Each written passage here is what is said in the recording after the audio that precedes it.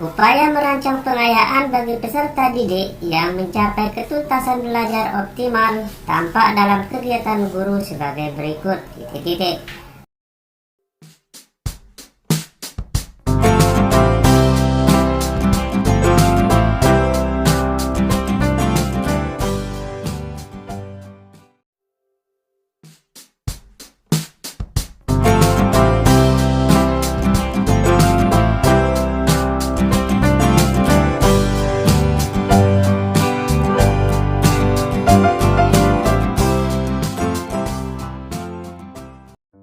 Assalamualaikum warahmatullahi wabarakatuh. Halo teman-teman semua, jumpa lagi bersama kami di channel Share Official. Khususnya untuk teman-teman yang baru saja menemukan channel ini, semoga teman-teman tetap dalam keadaan sehat walafiat. Dan pada kesempatan kali ini saya akan membagikan sebuah informasi tentang pembahasan soal pretest PPG dalam jabatan tahun 2022. Nah teman-teman, jadi untuk soal dan pembahasan soal pretest PPG tahun 2022 ini diambil dari modul PPG berdasarkan kisi-kisi PPG tahun 2022. Oke teman-teman, sebagaimana biasa sebelum kita lanjut pada pembahasan soal PPG pretest dalam jabatan tahun 2022 ini, jangan lupa teman-teman tekan tombol like, komen, share, dan subscribe, serta aktifkan lonceng notifikasinya agar tidak ketinggalan dengan info-info terbaru dari kami. Dan di samping itu juga teman-teman juga dapat belajar untuk pembahasan soal pretest PPG tahun 2022 pada deskripsi channel ini, yaitu pembahasan soal pretest PPG 41 sampai 44. Oke teman-teman, kita lanjut saja pada soal nomor 1. Pengembangan kurikulum pemangku kepentingan dilakukan dengan melibatkan pemangku atau stakeholder untuk menjamin relevansi pendidikan dengan kebutuhan kehidupan, termasuk di dalamnya kehidupan kemasyarakatan, dunia usaha atau industri, dan dunia kerja. Pernyataan tersebut di atas sesuai dengan prinsip pengembangan kurikulum A. Tanggap terhadap perkembangan ilmu pengetahuan, teknologi, dan seni. B. Relevan dengan kebutuhan kehidupan, menyeluruh dan berkesinambungan. D. Beragam dan terpadu. Nah, jawaban yang tepat adalah C. Menyeluruh dan berkesinambungan. Oke, kita lihat pembahasannya. Yang pertama, prinsip-prinsip umum daripada pengembangan kurikulum, yaitu ada 5. Pertama, prinsip relevansi. Kedua, prinsip fleksibilitas. Yang ketiga, prinsip kontinuitas. Yang keempat, prinsip efisiensi. Dan yang kelima, prinsip efektivitas. Nah, yang kedua yaitu prinsip khusus. Di antaranya, yang pertama, berpusat pada potensi, perkembangan, kebutuhan, dan kepentingan peserta didik dan lingkungannya. Yang kedua, kurikulum dikembangkan dengan memperhatikan keragaman karakteristik peserta didik, kondisi daerah dan jenjang serta jenis pendidikan tanpa membedakan agama, suku, budaya, dan adat istiadat serta status sosial ekonomi dan gender. Yang ketiga, tanggap terhadap perkembangan ilmu pengetahuan, teknologi, dan seni. Yang keempat, relevan dengan kebutuhan kehidupan. Pengembangan kurikulum dilakukan dengan melibatkan pemangku kepentingan atau stakeholder untuk menjamin relevansi pendidikan dengan kebutuhan kehidupan. Yang selanjutnya, menyeluruh dan berkesinambungan. Dimaksud di sini adalah substansi kurikulum mencakup keseluruhan dimensi kompetensi, bidang kajian keilmuan dan mata pelajaran yang direncanakan dan disajikan secara berkesinambungan antar semua jenjang pendidikan. Yang selanjutnya, belajar sepanjang hayat, yaitu kurikulum diarahkan kepada proses pengembangan, pembudayaan, dan pemberdayaan peserta didik yang berlangsung sepanjang hayat. Dan yang terakhir, seimbang antara kepentingan nasional dan kepentingan daerah. Artinya, kurikulum dikembangkan dengan memperhatikan kepentingan nasional dan kepentingan daerah untuk membangun kehidupan bermasyarakat, berbangsa, dan bernegara. Soal nomor 2. Kurikulum dikembangkan berdasarkan prinsip bahwa peserta didik memiliki posisi sentral untuk mengembangkan kompetensinya agar menjadi manusia yang beriman dan bertakwa kepada Tuhan Yang Maha Esa, berakhlak mulia, sehat, berilmu, cakap, kreatif, mandiri, dan menjadi warga negara yang demokratis serta bertanggung jawab. Pernyataan tersebut di atas sesuai dengan prinsip pengembangan kurikulum. A. Tanggap terhadap perkembangan ilmu pengetahuan, teknologi, dan seni. B. Relevan dengan kebutuhan kehidupan. C. Menyeluruh dan berkesinambungan. D. Beragam dan terpadu. Jawaban yang tepat adalah yang D. Beragam dan terpadu. Oke, kita lihat pembahasannya. Prinsip pengembangan kurikulum. Pertama, yaitu berpusat pada potensi, perkembangan, kebutuhan, dan kepentingan peserta didik dan lingkungannya. Artinya, kurikulum dikembangkan berdasarkan prinsip bahwa peserta didik memiliki posisi sentral untuk mengembangkan kompetensinya agar menjadi manusia yang beriman dan bertakwa kepada Tuhan Yang Maha Esa, berakhlak mulia, sehat, berilmu, cakap, kreatif, mandiri, dan menjadi warga negara yang demokratis serta bertanggung jawab. Untuk mendukung pencapaian tujuan tersebut, pengembangan kompetensi peserta didik disesuaikan dengan potensi, perkembangan, kebutuhan, dan kepentingan peserta didik serta tuntutan lingkungan. Soal nomor 3. Upaya guru dalam memberikan kesempatan kepada siswa untuk merefleksikan pengalaman belajar yang telah dialami yang paling optimal adalah dengan cara titik-titik. A. Guru memberikan tes atau pekerjaan rumah setiap akhir pelajaran. B. Guru menggunakan pertanyaan terarah maupun pertanyaan bersifat penelusuran saat pembelajaran berlangsung. C. Guru mewawancarai tiap siswa tentang capaian atau masalah belajar yang dihadapi siswa dalam belajar. D. Guru menugaskan siswa untuk menuliskan kesulitan dalam belajar. Nah, teman-teman, jadi di sini yang ditanyakan adalah bagaimana upaya guru di dalam memberikan kesempatan kepada siswa untuk merefleksikan pengalaman belajar yang telah dialami dan yang paling optimal yang akan dilakukan. Nah, jawaban yang tepat adalah yang B. Guru menggunakan pertanyaan terarah maupun pertanyaan bersifat penelusuran saat pembelajaran berlangsung. Oke teman-teman, kita lihat pembahasannya untuk soal nomor 3. Dalam pembelajaran, refleksi merupakan suatu hal yang sangat penting dilakukan. Refleksi berkaitan dengan penilaian ataupun umpan balik setelah melakukan atau mengikuti proses belajar mengajar dalam waktu tertentu. Refleksi adalah istilah yang berkaitan dengan pembelajaran di kelas antara guru dan murid.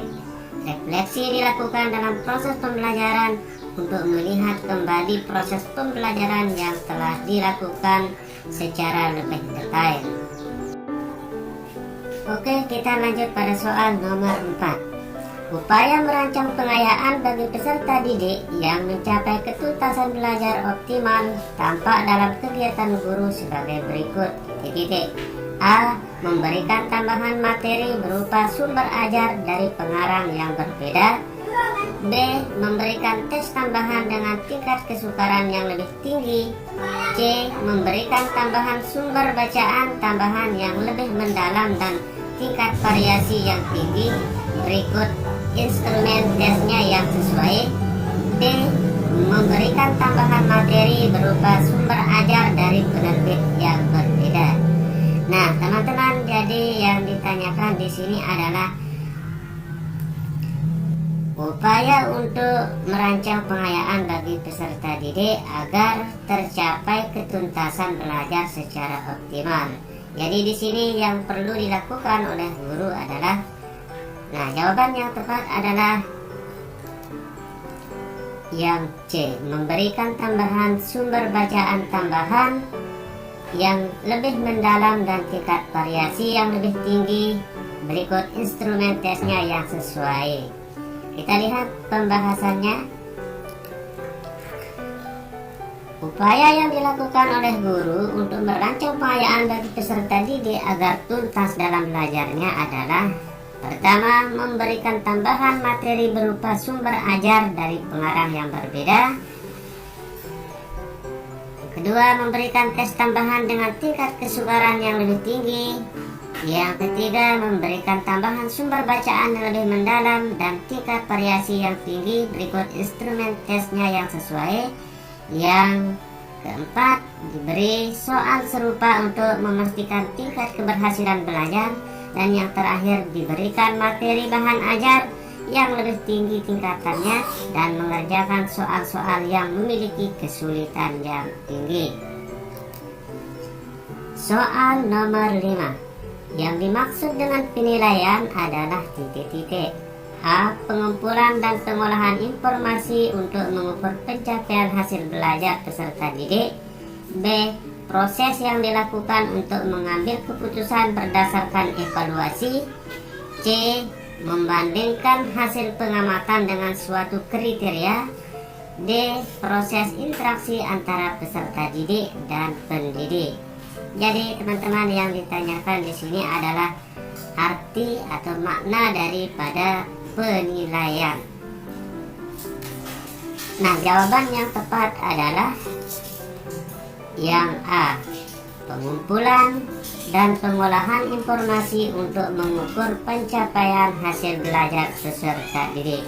Oke, kita lihat pembahasannya. Menurut Permendikbud nomor 23 tahun 2016, penilaian adalah proses pengumpulan dan pengolahan informasi untuk mengukur pencapaian hasil belajar peserta didik. Kegiatan penilaian memerlukan instrumen penilaian dan teknik penilaian. Penilaian tidak hanya difokuskan pada hasil belajar, tetapi juga pada proses belajar. Soal nomor 6. Bentuk penilaian yang menghendaki peserta didik menampilkan sikap menggunakan pengetahuan yang diperoleh dalam pembelajaran dalam melaksanakan tugas disebut penilaian titik-titik. A. Pretest. B. Post-test. C. Autentik. D. Non-verbal. Nah, jawaban yang tepat adalah yang C. Autentik. Oke, kita lihat pembahasannya. Penilaian autentik adalah istilah yang diciptakan untuk menjelaskan berbagai metode penilaian alternatif yang memungkinkan siswa dapat menyelesaikan masalah sekaligus mengekspresikan pengetahuan dan keterampilannya dengan cara mensimulasikan situasi yang dapat ditemui di dalam dunia nyata di luar lingkungan sekolah. Kemudian yang kedua, penilaian non-autentik disebut juga dengan penilaian konvensional, adalah penilaian yang telah menyediakan jawaban sehingga yang perlu dilakukan peserta didik adalah memilih jawaban benar atau yang paling benar di antara jawaban yang tersedia. Nah, yang selanjutnya yaitu pretest, merupakan tes yang dilakukan untuk mengukur kemampuan awal siswa sebelum mengikuti kegiatan pembelajaran. Jadi untuk pretest ini adalah tes yang disediakan oleh guru kepada peserta didik sebelum proses pembelajaran. Kemudian yang selanjutnya yaitu post test, merupakan tes yang dilakukan setelah siswa mengikuti pembelajaran. Soal nomor 7. Pendidik melakukan penilaian kompetensi sikap melalui observasi penilaian diri, penilaian teman sejawat oleh peserta didik. Adapun instrumen yang digunakan dalam penilaian tersebut adalah titik-titik. A. Skala penilaian atau rating school. B. Rubrik penilaian. C. Jurnal. D. Soal tes. Nah, di sini yang ditanyakan adalah penilaian sikap. Jadi, di dalam melakukan penilaian sikap ada instrumen yang perlu diperhatikan, dan diantaranya di sini ada 4 pilihan, yaitu skala penilaian, rubrik, jurnal, dan soal tes. Dan jawaban yang tepat adalah yang A, skala penilaian atau rating school. Kita lihat pembahasannya. Penilaian merupakan suatu cara untuk mengetahui karakteristik dari seseorang atau objek berdasarkan kriteria-kriteria tertentu. Penilaian sikap merupakan suatu proses yang sistematis untuk membuat kesimpulan sikap dari seseorang terhadap sesuatu atau objek. Instrumen penilaian sikap terdiri atas 3 jenis instrumen, yaitu yang pertama instrumen penilaian diri, kedua instrumen penilaian antar teman sejawat, yang ketiga instrumen observasi sikap. Instrumen penilaian diri dan teman sejawat berupa lembar penilaian yang diisi siswa menggunakan skala penilaian atau rating school. Soal nomor 8. Lingkup penilaian hasil belajar mencakup beberapa kompetensi, yaitu A. Kompetensi spiritual, kompetensi sikap. B. Kompetensi inti, kompetensi dasar. C. Kompetensi sikap spiritual, kompetensi sikap sosial, kompetensi keterampilan, dan kompetensi pengetahuan. Yang D. Kompetensi sikap sosial. Nah, teman-teman, yang ditanyakan di sini adalah ruang lingkup daripada penilaian hasil belajar. Dan jawaban yang tepat adalah yang C. Kompetensi sikap spiritual, kompetensi sikap sosial, kompetensi sikap keterampilan, dan kompetensi pengetahuan. Oke, kita lihat pembahasannya.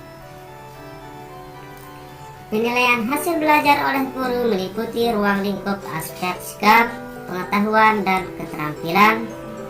Pertama, penilaian sikap. Penilaian pendidikan dalam ruang lingkup sikap merupakan kegiatan untuk memperoleh informasi deskriptif tentang perilaku peserta didik. Penilaian aspek sikap ini hanya dapat dilakukan oleh para guru. Yang kedua, penilaian pengetahuan. Pembelajaran menyajikan sejumlah ilmu dan pengetahuan kepada siswa. Penilaian terhadap hasil belajar siswa bertujuan untuk mengetahui penguasaan pengetahuan oleh siswa. Yang ketiga, penilaian keterampilan. Penilaian dalam aspek keterampilan dilakukan bertujuan untuk memperoleh informasi tentang kemampuan siswa dalam menerapkan pengetahuan yang dikuasai dengan melakukan tugas tertentu. Soal nomor 9. Aspek yang dinilai dalam pembelajaran matematika sebagai berikut kecuali titik-titik. A. Pemahaman konsep. B. Menggunakan grafik. C. Melakukan prosedur. D. Pemecahan masalah dan sikap. Nah, teman-teman, yang ditanyakan di sini adalah aspek di dalam penilaian pembelajaran matematika, dan yang ditanyakan adalah pengecualiannya. Dan jawaban yang benar adalah yang C. Melakukan prosedur. Oke, kita lihat pembahasannya. Di dalam aspek penilaian pada matematika meliputi yang pertama aspek pemahaman konsep. Indikatornya menyatakan ulang sebuah konsep, mengklarifikasi objek menurut sifat-sifat tertentu sesuai dengan konsepnya, memberi contoh dan bukan contoh dari konsep, menyajikan konsep dalam berbagai bentuk representasi matematis. Selanjutnya, mengembangkan syarat perlu atau syarat cukup dari suatu konsep. Selanjutnya, menggunakan, memanfaatkan, dan memilih prosedur atau operasi tertentu. Dan yang terakhir, mengaplikasikan konsep atau algoritma ke pemecahan masalah. Kemudian aspek yang kedua, aspek penalaran dan komunikasi.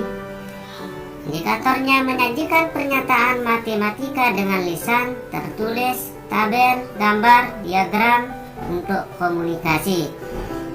Kedua, mengajukan dugaan. Yang ketiga, melakukan manipulasi matematika.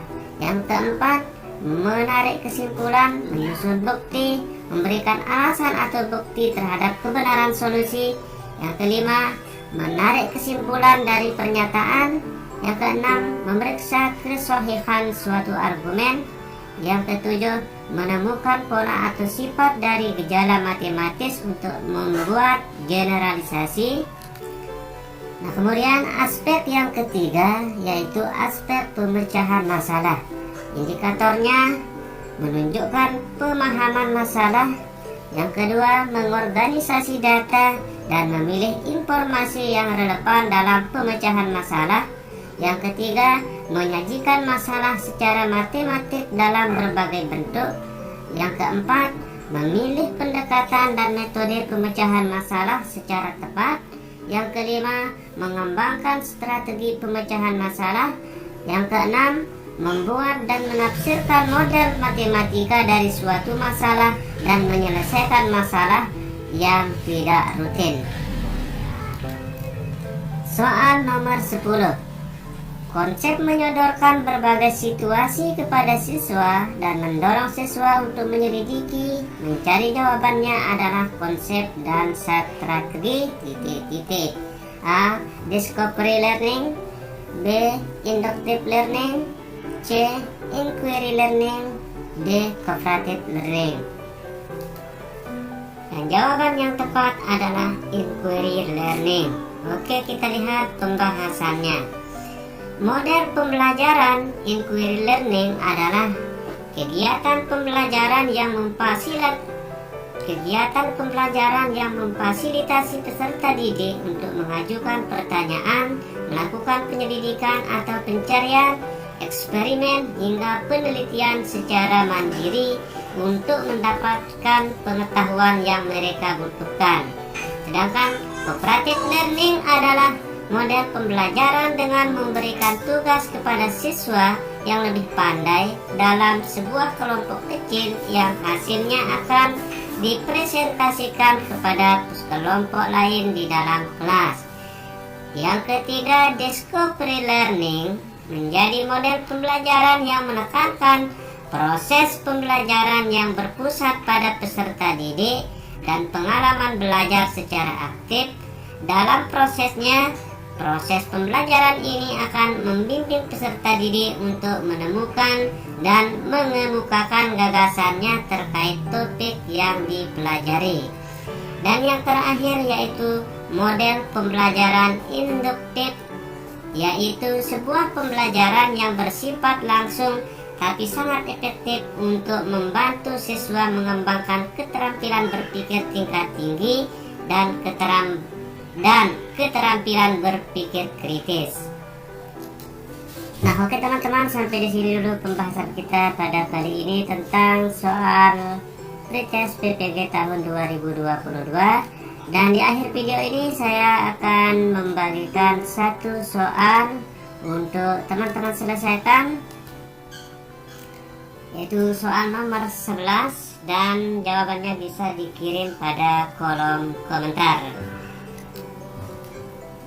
Terima kasih atas kunjungan teman-teman yang telah menonton video ini. Semoga bermanfaat, dan harapan kami semoga teman-teman yang mengikuti pretest PPG tahun 2022, semoga teman-teman bisa mendapatkan nilai yang memuaskan dan dapat lolos dalam prajabatan PPG tahun 2022.